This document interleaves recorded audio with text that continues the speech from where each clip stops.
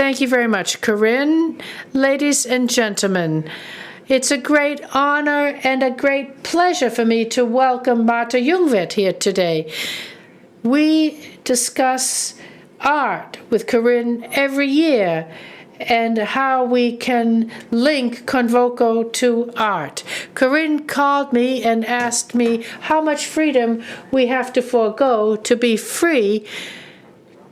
We had Adam Curtis here a few years ago, Eddie Rama, and Mishtyle, and I looked to see what I should do first. My mentor, a great philosopher and thinker from Martinique, who passed away a few years ago, and I thought, what would he have to say on this? And he said, well, identity is participation of others. So participation of others, you have to be free, and in order to do so, you have to be free. Identity, you have to have availability vis-a-vis one another. So he defines this as availability to approach others in order to live together. Then I took it one thought further, and I thought that in 1997 we had the 100th anniversary with Juandro in Vienna, and we saw the motto 1897, and this is the longest artist-run space, a session, worldwide. It's still directed by artists, and they show their art, the art of their freedom.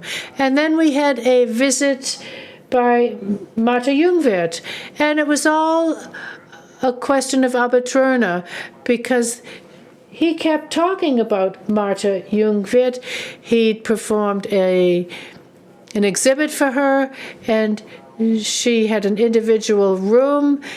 And he told me that with Martha Jungwirth, it's free painting. It's not a question of a reducing program. It's a question of the pictures inventing themselves while she paints, and this for more than 6 decades. And he found a language between figuration and abstraction, and always keeping an eye on space and landscape around oneself. That's what we're going to talk about. There were certain restrictions here in what you could see, and in the last 18 months it was difficult to go to museums. But of course, this changed our work, of course. Martha Jungwirth's art is a question of rhythm, freedom, restrictions, and we're pleased to have her with us here today. Let's give her a great round of applause. For you, Martha Jungwirth.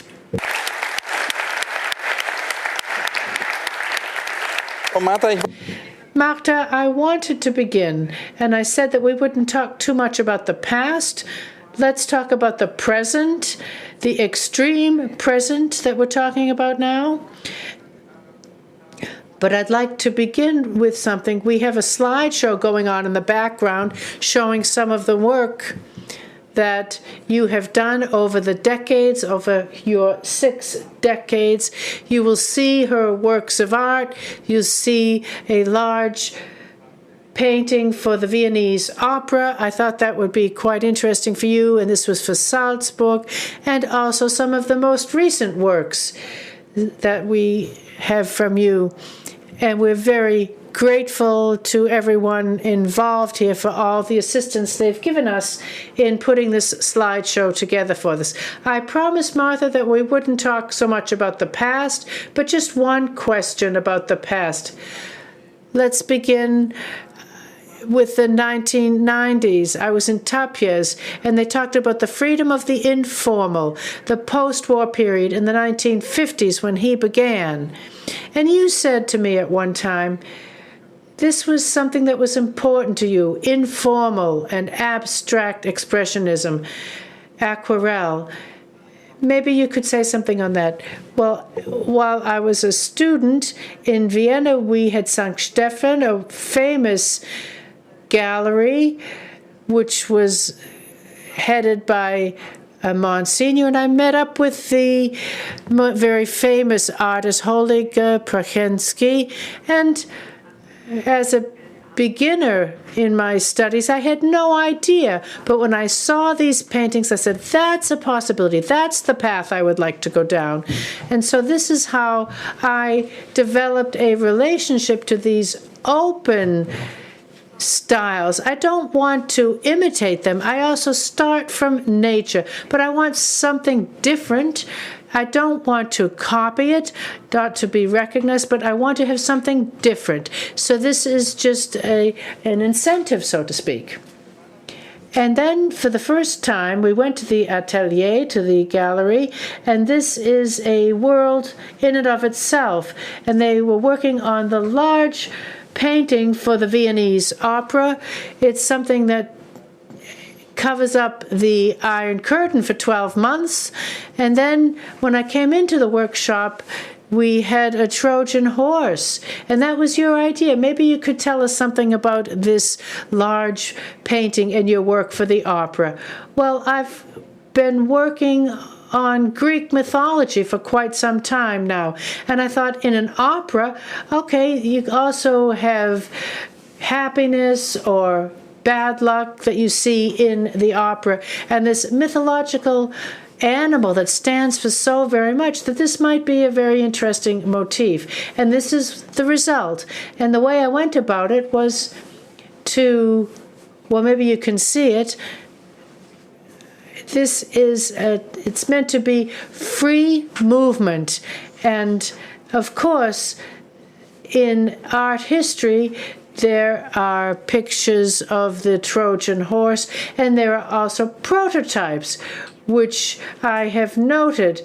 And this is something that I've always been interested in. And I think you can see there's a certain restriction, as you often have. In other words, restricting yourself to one thing in particular. In this case, it was the color. All we could see was red and different types of red, magenta, whatever. Right, well, red for me is something I have to force myself to use other colors. You see all the nuances, very, very light colors, to the very dark, blood-like colors. This color, red, is also very important in mythology, and this is my color. So I sit down and I work with this whole range of colors. Now, to come back to your method, it's always a question of putting different things together over the decades. It's never rigid, as you say. It's open. Well, I work with watercolors where I have a certain amount of freedom, and when we talk about dry colors, what I need to have is something that flows. It needs to move. So you have new spots that arrive. And then I moved on to oil paint. And then you can come up with a very thin, transparent, overlapping layers or clumps of paint. So this was something which for certain phases I was very interested in as a different medium. What can I do with these more massive paints? What can I begin with? What can I do with them? As Gustav Metzger once said, he was a legendary artist, and he also talked about a restriction of freedom, and he addressed the question of climate. And this is also related to this point. You've painted a lot of animals due to apocalyptic pictures in Australia. These forest fires and the millions of animals that died during the fires, and all of this death and all the different species, and this goes on today. And so I dealt with this subject matter. I was not affected by that much in the past, but now it's become very interesting for me. And I then started working with animals. And the way I paint, well, in the past, I started using oil. My spots were more overlapping. But after the first half of the pandemic, I was exhausted, and I thought, well, the way I am cut off from everything. You can't go to a museum, and that's very important to me. I want to know what other painters are up to, what other artists are doing. You can learn from them. And this other reality, other painters, this is sort of interaction that I'm very interested in. And this was not allowed. And if you just work in your own workshop all by yourself, and then I noticed that everything was becoming less and less. It all became a type of skeleton. And then I started working with animals, and death is something which is in the air, so to speak. And then I said the pandemic really helped me to read newspapers every day. The Frankfurter Allgemeine Daily newspaper, it's an excellent newspaper, and I saw some interesting things in the newspaper, a photograph from Tutankhamun, and I then went to my past. I spent a week in Cairo. I'd been to the pyramids, spent a week there with my husband, and all of a sudden, this picture in the newspaper reminded me, brought up all sorts of sentiments and feelings and emotions, and I was much more interested in that again. And then the story of Napoleon. Now there's a 200-year anniversary in Paris, and there was a picture of that as well in the Pantheon. And then a French artist used this artist. This is the horse that the British wouldn't give back. And I was there several years ago, and I'm familiar with the literature. It's related to Austria as well because of political developments. And then I simply took certain things that I happened to come up with, and I had a certain relationship with them. Then I activated all of them and turned them into paintings. And then there was another article in this period where you couldn't go to the museum, where you couldn't leave home. You just had the paper delivered to your house. Then there was an article on Alice Oswald. And I think you've got the book here as well. And this is the new cycle that has developed. Iliad and the Odyssey. And this again in the Frankfurt newspaper, there was a book review by Alice Oswald. She got a number of prizes, and about 5 years ago she was invited to come to Germany and gave lectures. And then she wrote that Iliad was so exciting for her, and her poems are rather absurd as a rhapsody. And her main topic was not to talk about the heroes. She talked about the people in general, all of the misery that occurred during the war, and a very emotional language, a wonderful language. And I was so fascinated by all of this, and I've never done this before. I just took some texts, and I was so excited about all of this that I then continued and took it even further. Well, it'd be nice if you could give us a little bit. Maybe we can have this read out to us, one from Alice Oswald and then an homage to Federica.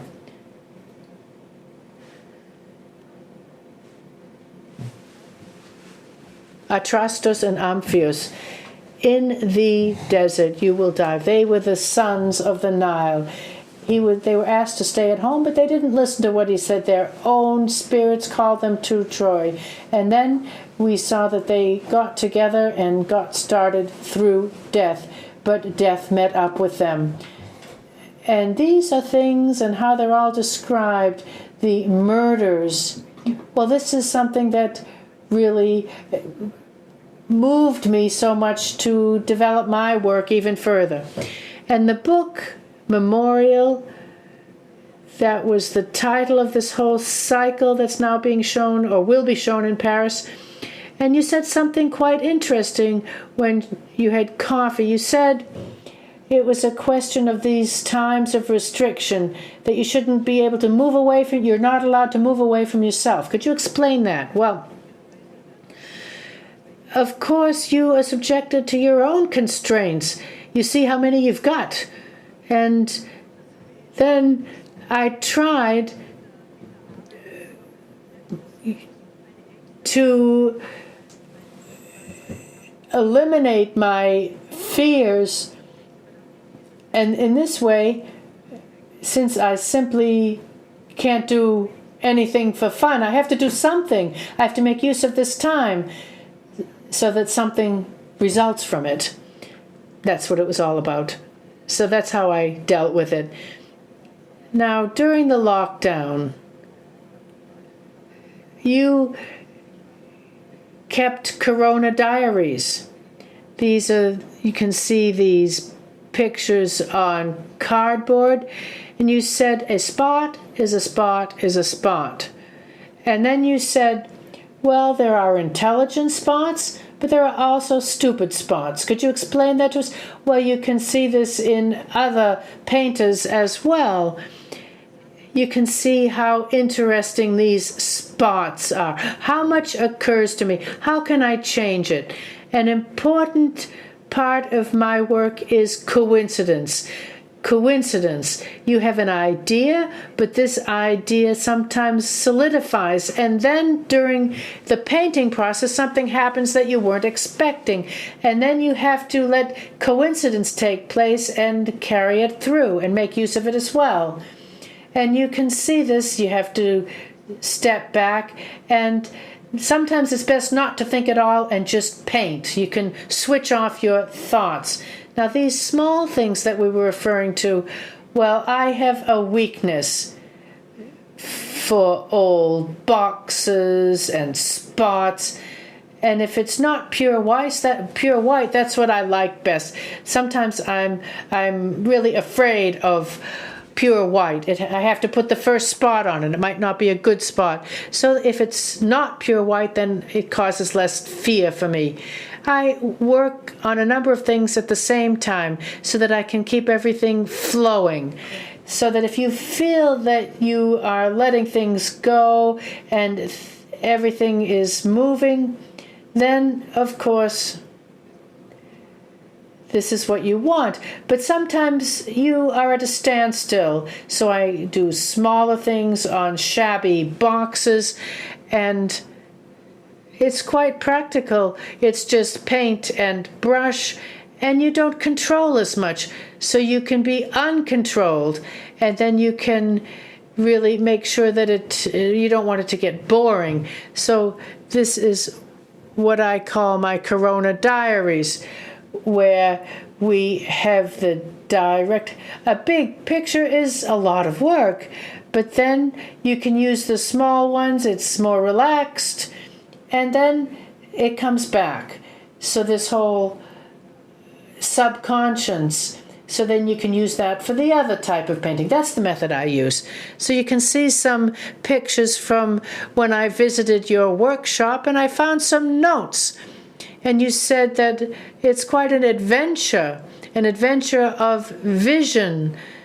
And this is different states that you paint. And this whole idea is quite interesting. The adventure of vision. Kokosha talked about this in Salzburg, and you talked about the freedom of vision. Maybe you could say something on that as well. Well, you can sort of feel with your eyes. Your hands and your eyes work together.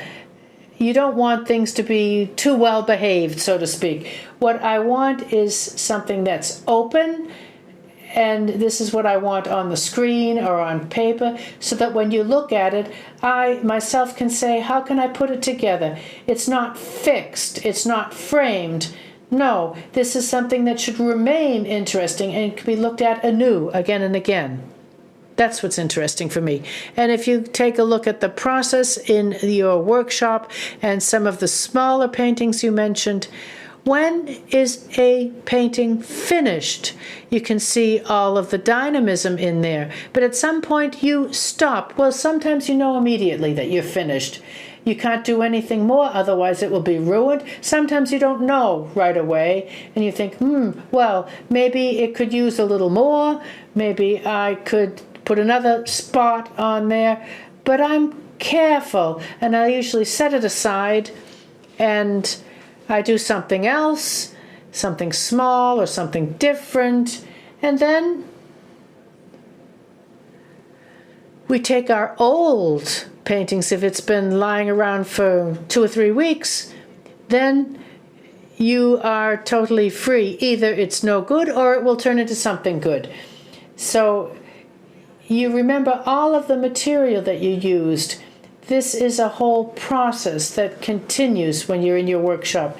And sometimes it doesn't turn out to be anything at all and you throw it away.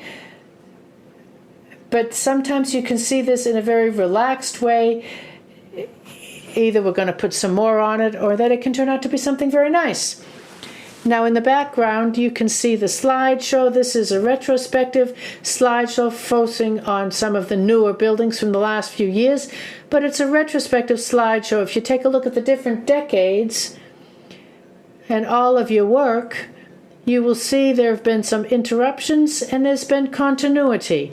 And you say that over the decades, you have some basic models. What are the basic models that you found in all of your phases? You come back to them again and again.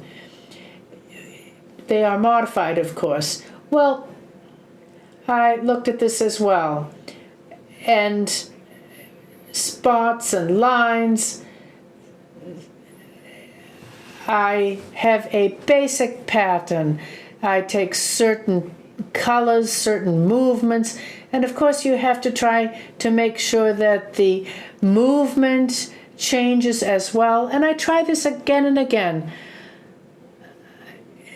I'm trying to prevent coming up with a sort of recipe, the basic view of the world, or how I perceive the world or my environment.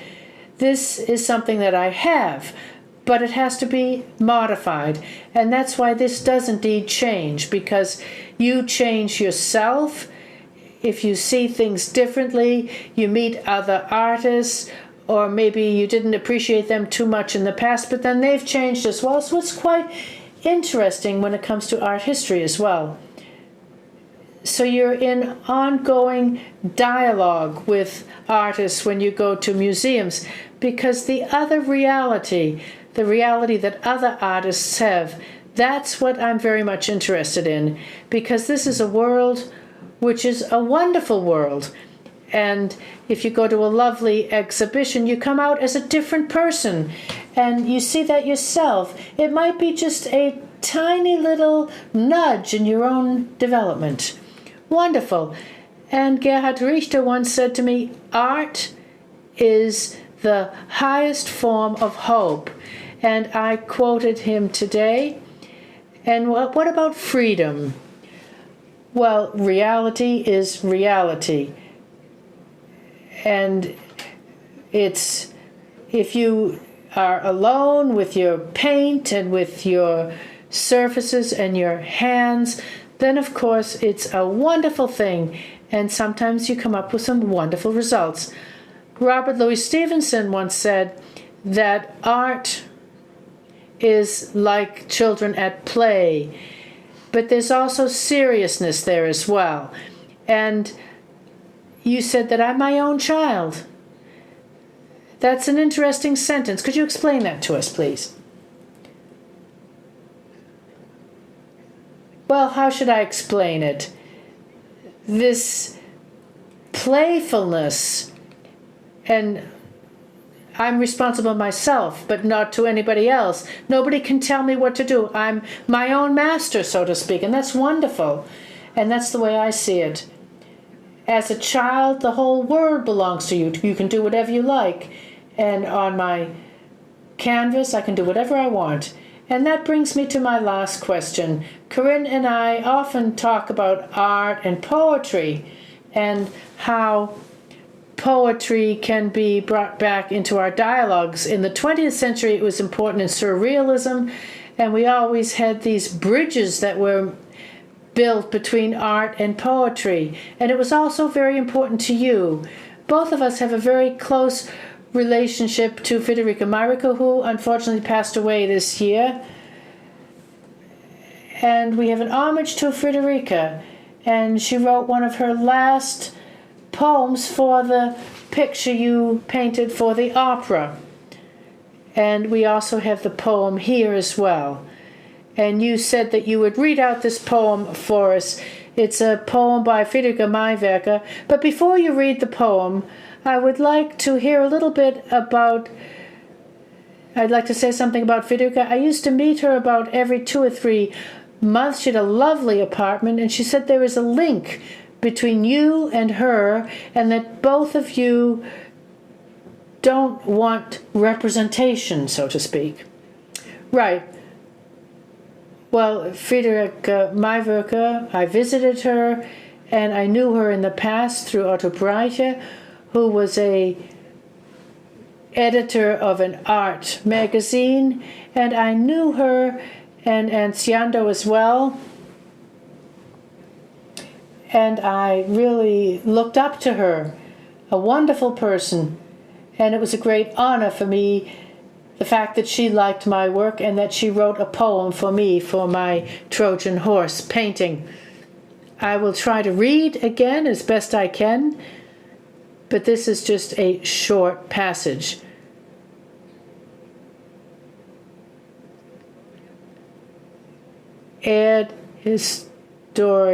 Art history. I just thought about this. It got started. I have a sketchbook, and that is to say the horse, and this is the artist from Neumarkt from 2003 in purple, and we see the nestles, we see the peaches and pears, and this is awful. The age of the horse. This is all very horse. It's only a skeleton. It's a Trojan horse, and it's spring. And here the terms. Here I have experienced all of this, that even these can turn into stones. Well, I'd like to say something on about Federica Myrica. As I said, I visited her a long time ago once with my husband in her apartment. I went again last year, and it's fantastic. It's sort of like an installation. Everything was full of notes, and she was looked after by a wonderful friend who really looked after her in order to keep all of her problems from her. The Viennese are not in a position to take this small apartment and to maintain it as it is. It is a disgrace. That's really unfortunate because it was wonderful. It was a work of art. Well, I think this is a wonderful transition. I'm sure that Corinne will announce the poetry reading from Albert Ostermeyer that's going to occur very soon. My final question, and the only question, the same question that I ask at all interviews, any unrealized projects, anything that hasn't happened? Not yet. Well, I want to continue to work. That's a great answer. Thank you very much. Thank you very much.